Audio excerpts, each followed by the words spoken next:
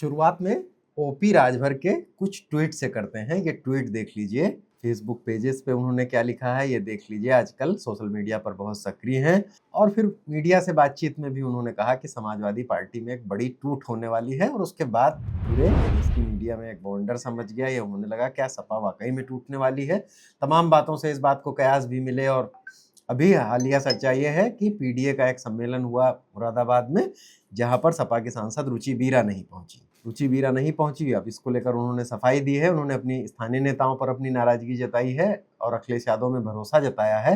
लेकिन अब सवाल यही है, अनुराग अड्डा में आज इसी पर चर्चा करेंगे कि समाजवादी पार्टी की जो ये टूट की बातें चली हैं उसके कई सारे पहलू हैं। क्या समाजवादी पार्टी की टूट की जो पटकथा है, भूमिका है, वो क्या महिला और परिसीमन आरक्षण बिल से कुछ जुड़ी है, या ये सिर्फ एक माइंड गेम है, या समाजवादी पार्टी के सांसद वगैरह जो आरोप लगा रहे हैं कि ओपी राजभर अपनी पार्टी का विलय कराना चाहते थे या गठबंधन करना चाहते थे, अखिलेश यादव ने साफ मना कर दिया, इससे नाराज होकर इस तरह के बात लगा रहे हैं।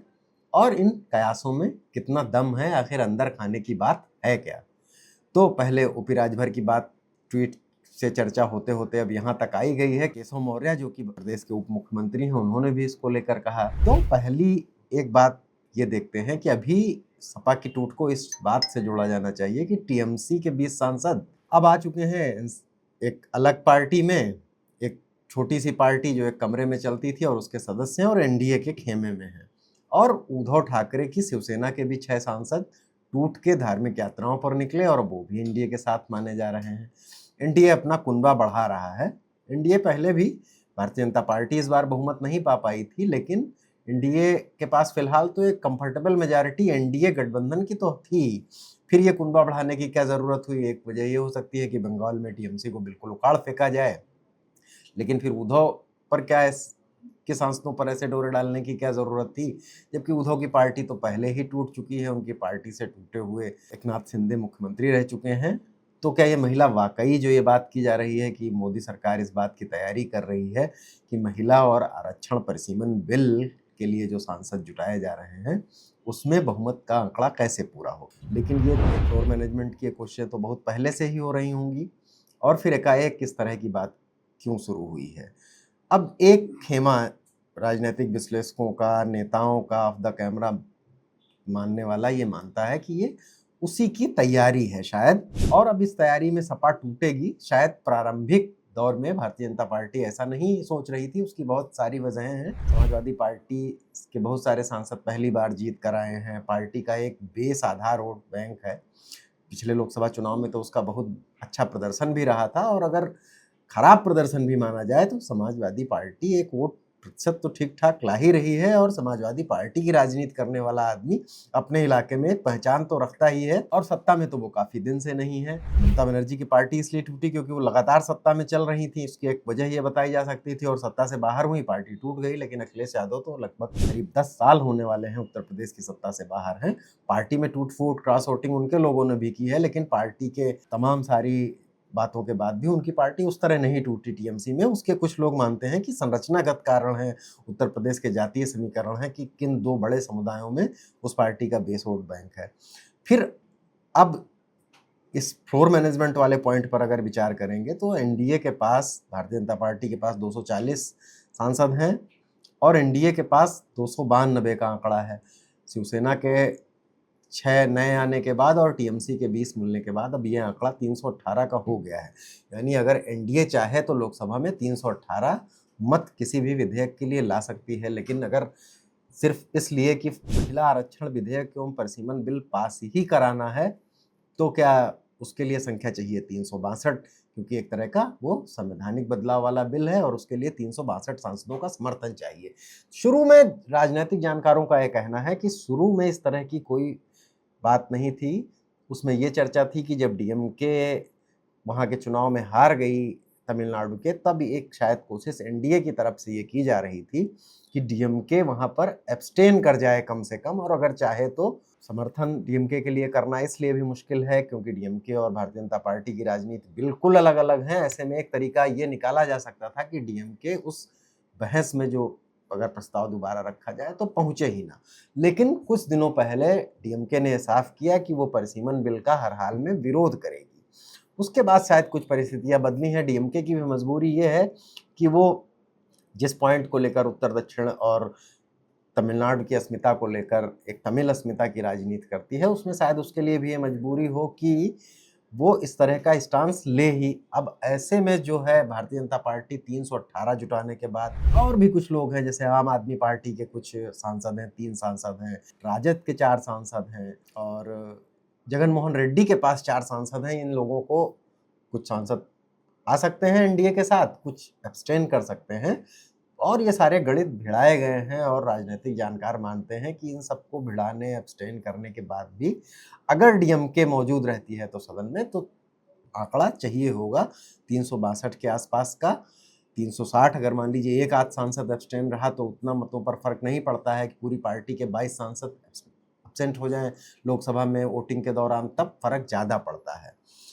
उनका कहना है कि इसके बाद ये कोशिश की गई क्योंकि समाजवादी पार्टी इस समय लोकसभा में देश की सबसे तीसरी बड़ी पार्टी है, उसके 37 सांसद हैं। तो 37 में से अगर टूट करानी है दलबदल कानून के तहत तो 25 चाहिए। उसके बाद से ये चर्चा उठी। अब इसमें जब चर्चा उठी तो ओपी राजभर ने ट्वीट किए, सोशल मीडिया पे लिखा, बयान देने शुरू किए। ओपी राजभर ने कहा, उसके बाद केशव प्रसाद मौर्य ने भी कहा और उसके बाद संजय निषाद ने भी कहा कि 25-26 सांसद हमारे पास हैं। ये भारतीय जनता पार्टी के दोनों सहयोगी दल हैं, केशव मौर्य डिप्टी सीएम है। उसके बाद ये चर्चा तेज हो गई, लेकिन इस चर्चा में एक पॉइंट बड़ा महत्वपूर्ण है कि ये जो तीनों बोलने वाले नेता हैं, इनको मोटे तौर पर अमित शाह के खेमे का नेता माना जाता है। अमित शाह इनको लेके आए। ओम प्रकाश राजभर तो भाजपा से अलग भी हो चुके हैं। संजय निषाद की भी डील कराने में, भाजपा के साथ सहयोगी बनाने में अमित शाह का ही रोल रहा है। केशव मौर्य को भी उनके गुट में माना जाता है। लखनऊ दिल्ली की तनातनी में उसके समीकरण लिखे जाते हैं। तब इसने जोर पकड़ा कि फ्लोर मैनेजमेंट पार्टियों की तोड़फोड़ का जो ये क्रम है, ये तो इस तरह की बात अगर ये लोग कह रहे हैं तो शायद इसकी कुछ पटकथा लिखी जा रही है। हालांकि ये बहुत आसान नहीं है समाजवादी पार्टी को तोड़ना, ये बात और लोग भी जानते हैं। तो शायद ये भी कोशिश की जा रही थी कि ये माइंड गेम भी हो सकता है। अब एक चर्चा ये भी थी कि ये बात अभी से कही जा रही है और इसके लिए अभी तो 2029 के चुनाव में तो काफ़ी वक्त है अभी, तो इसके लिए ये है कि विधानसभा चुनाव का इंतज़ार किया जाए और अगर समाजवादी पार्टी सत्ता में नहीं आ पाती है, तब सत्ता से बाहर होने के क्रम में अगर उससे हाथ से सत्ता नहीं आती है, भाजपा पूर्ण बहुमत की सरकार बना लेती है, तो फिर वो उसका ये 10 साल के बाद का क्रम होगा और फिर उसके सांसद और उनके कार्यकर्ता इस बात से निराश हो जाएंगे कि पार्टी 15 साल के लिए सत्ता से बाहर हो गई। ऐसे में उसमें टूट फूट की बात हो सकती थी। इस बात की चर्चा इसलिए भी ज़रूरी कही जा रही है कि की गई कि अब विधानसभा चुनाव भी आने वाला है, तो एक माइंड गेम भी है जिसमें से कुछ डिस्टर्ब किया जा सके अखिलेश यादव को, ताकि वो पता करें कि भाई उनके सांसद क्या वाकई टूट रहे हैं। जैसे राम प्रकाश राजभर ने तो सनातन पांडे का नाम उसी दिन लिया जिस दिन वो समाजवादी पार्टी के कार्यालय में ब्राह्मण समाज के लोगों की बैठक कर रहे थे, बल्कि उसकी अगुवाई कर रहे थे। एकमात्र ब्राह्मण सांसद हैं वो समाजवादी पार्टी में। तो ये है क्या, माइंड गेम है या महिला आरक्षण परिसीमन बिल को पास कराने की कोशिश है? क्या मोदी सरकार बहुमत का आंकड़ा जुटा रही है? एनडीए का कुनबा इतना उसने बड़ा कर लिया है कि 318 लोग तो उसके पास घोषित तौर पर हो चुके हैं। या वो कुछ लोग ये भी कहते हैं कि चंद्रबाबू नायडू और नीतीश कुमार पर निर्भरता खत्म करने के लिए ऐसा किया गया है, लेकिन चंद्रबाबू नायडू और नीतीश ने ऐसा कोई रुख तो अभी तक दिखाया नहीं है कि उन पर निर्भरता खत्म करने की आवश्यकता हो। बल्कि चंद्रबाबू नायडू ने तो महिला आरक्षण बिल और परिसीमन बिल को लेकर ये कहा भी कि हो सकता है अगले सत्र में ये बिल आए भी। लेकिन 2029 दूर है, उसके लिए उत्तर प्रदेश विधानसभा का चुनाव का इंतजार किया जाएगा। उससे पहले ये बिल सदन में रखा जाएगा।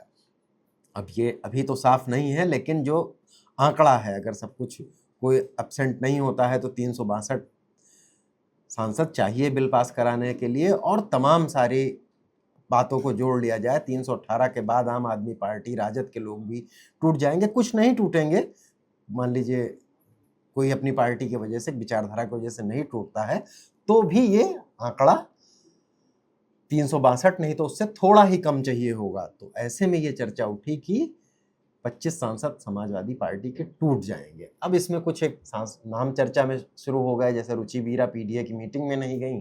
रुचि बीरा के लिए आज ओपी राजभर ने लिखा है कि वो मीटिंग में क्यों नहीं पहुंची, और उसी बात से उन्होंने जोड़ा कि सपा टूट सकती है। सनातन पांडे का तो उन्होंने नाम ही लिया था कि बागी बलिया वाला नेतृत्व करेगा। नए लगातार कई ट्वीट्स में ये नाम लिखा है। सनातन पांडे ने साफ साफ इनकार किया है। उन्होंने यहाँ तक कहा कि ओपी राजभर पर भी हमला बोला और कहा कि चाहे जो भी चला जाए मैं नहीं जा सकता, मैं समाजवादी पार्टी में ही रहूंगा।